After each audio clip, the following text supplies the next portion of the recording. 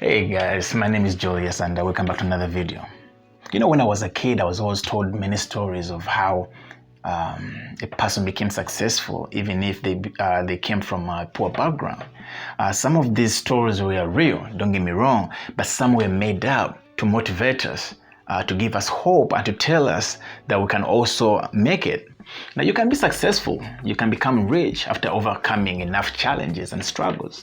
Now, today I still hear so many stories of people that came from rags to riches, but they're all real because these are billionaires and millionaires that you can see that grew up in poverty. Some of the well-known stories are from Oprah Winfrey. She was born into poverty in the rural town of Mississippi. Now she's a talk show host, she's a media executive, television producer, and actress. She's also the first black woman billionaire. The next one we have is Howard Schultz, the former CEO of Starbucks. He spent his childhood in a poor neighborhood in Brooklyn, and in 2019 he was named by Forbes to be one of the richest people in America. Now today Starbucks has over 30,000 stores worldwide. We also have someone like we can also relate to, that's Celine Dion. Now Celine Dion was born the youngest child amongst the 14 siblings. Now in such a big family, she grew up poor. Her father used to make around $160 per week to support a family of 16. Now, however, with her endless passion for music and great support from her family and a bit of some luck, a star was born with over 20 million records sold worldwide. Celine Dion's net worth is estimated to be around 600 million. Being poor doesn't stop people from chasing their dreams and pursuing success. It shouldn't stop you either. With abundant research showing how children from well-to-do families tend to perform better and how the poor get poorer and rich get richer, I'm not going to sell you this American dream, but I hope you can look at the bright side. With that said, growing up poor might have some advantages that make you successful in the future coming up.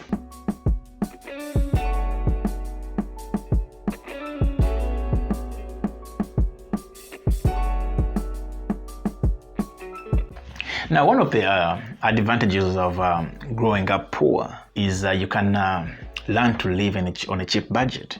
Now, when you are poor, you are forced to live cheap. You cut down unnecessary expenses. You only buy what you need, not what you want. You eat to feed your stomach, not to enjoy the taste of it. You learn to save money. Now, one researcher found that 49% of the millionaires he interviewed followed the same path to wealth. They lived below their means, saved consistently, and invested those savings and gave them time to grow. He named it the saver investor path. Now, with frugal living, you unlock the saver part, and what's left is the investor part of it, where you can work on. But of course, if you have money saved up, it's easy to invest. The second advantage is you learn to be creative. Now, surprisingly, when you have less, you tend to be more creative. Now, Forbes reported a study that aimed to examine how a sense of abundance affects creativity. What they found is that abundant resources may have a negative effect on our creativity. Now, when you have fewer resources, you use them more creatively. Now, if you go to a poor country and see how they solve problems by repurposing older products, it's super innovative. Now, when you have limited resources, you have your imagination to create what you want. You learn to be resourceful. When you have no toys, you create them. Now you see, I remember growing up and we had to make our own cars, our toy cars from wires. And you know what? You'll be surprised how amazing it was. And to me, that was the most memorable moment in my life. The third advantage is you have a strong desire to change. Now, not everyone wants to be filthy rich, but for sure nobody wants to be poor.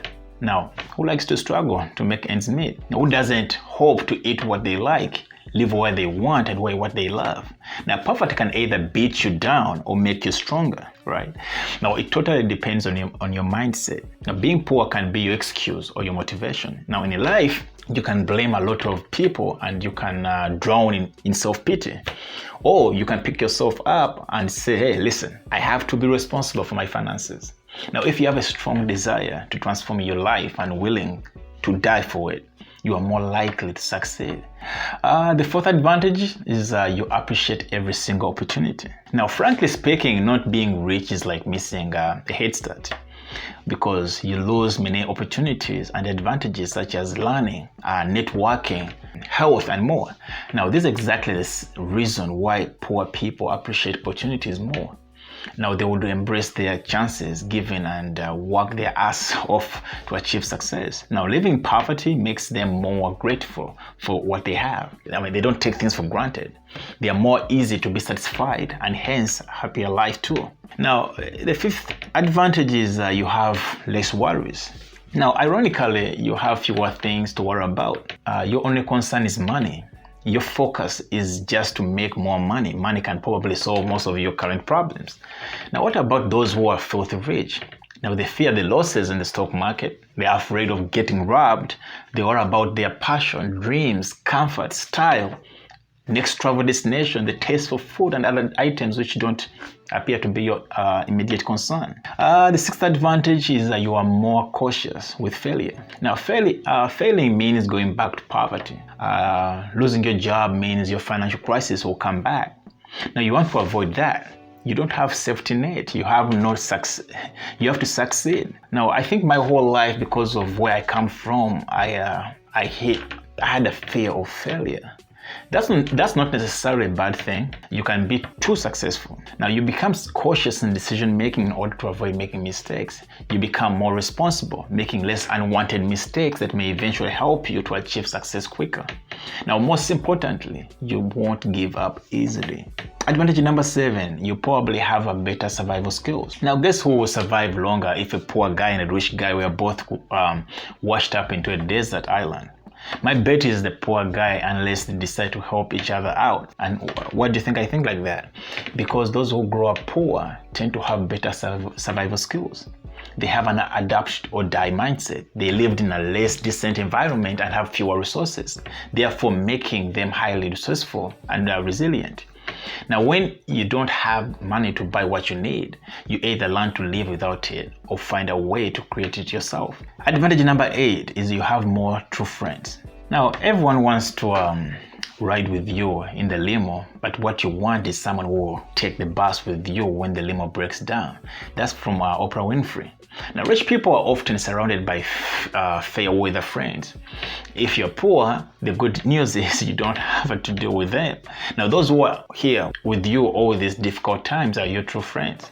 Now, they don't intend to take financial advantage of you because you don't have much of that either, right? Now, of course, growing up poor is not the secret formula to success. However, you don't have to be born with a silver spoon in your mouth to be rich. Now, by turning poverty into your advantage, you see a higher chance of success. Learn your life lessons. Even if you fail, it will certainly make you a better person later. Now, thanks for watching another video. Consider subscribing to the channel. I post videos weekly about investing for retirement because I believe we have to wake up and take charge of our finances, because no one, and I repeat, no one is going to do that for you.